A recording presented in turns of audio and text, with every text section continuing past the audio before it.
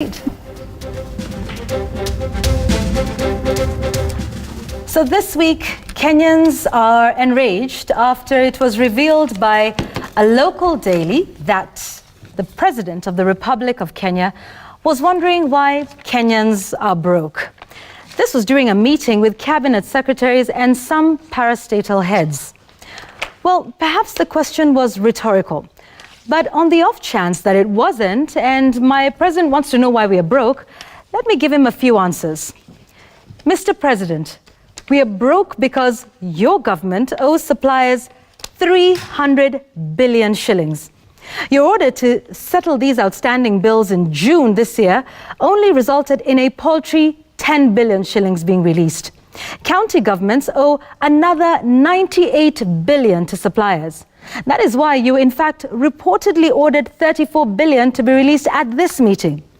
Mr. President, we are broke because your executive is crowding out SMEs by borrowing heavily in the domestic market, thus squeezing them out and forcing many of them into hard times, if not completely out of business. And if indeed you think that we should have more money because of your great infrastructure projects, then isn't it time to rethink them? Instead, we're going full steam ahead with more and more projects which cost more money, like the expressway through the city of Nairobi. Speaking of which, whatever happened to your directive to stop new projects until an audit of all existing or non-ongoing ones is to determine their value for money? Mr. President, we are broke, and yet Parliament, in which your party wields a considerable majority, just voted to increase our debt ceiling to 9 trillion shillings. That's 3 times more than our annual budget and nearly the size of the entire economy. At a time when we have no budget surplus? Mr. President, your own cabinet secretary has told all arms of government, from the judiciary all the way to Parliament, to cut their budgets. Mr. President, I'm sure you know this, but KRA has failed to meet its revenue targets for over 3 years now. You see, Mr. President, this is why it was puzzling that you could go to a meeting with your cabinet secretaries and heads of parastatals and wonder why we are broke. Mr. President, all these are your policies. These are your workers over whom you have legal mandate to hire and fire if they're not doing their job well. It's your second term, Mr. President. We expect you to have the answers to these questions by now.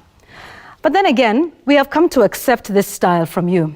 You see, we've seen this scolding before, most times in public, from the CS for Agriculture to that of Foreign Affairs, to the now very infamous Nifanye Nini Jameni statement, yet no action follows. Mr. President, let me end by giving you a practical example. You see, much in the same way you run a country, we run households, where we are in charge of financial obligations and commitments. We pay for utilities like electricity and water. We also pay the rent. We take loans too, by the way, and we make decisions about how much money to borrow, the cost of repayment, due dates, what to borrow the money for, and whether it is a sound investment. Whether we need it now, in 2 years, or in 5 years, or even 10. How much we spend on food, entertainment, if at all. So imagine when the head of the household walks in one evening after months of hard times in that house.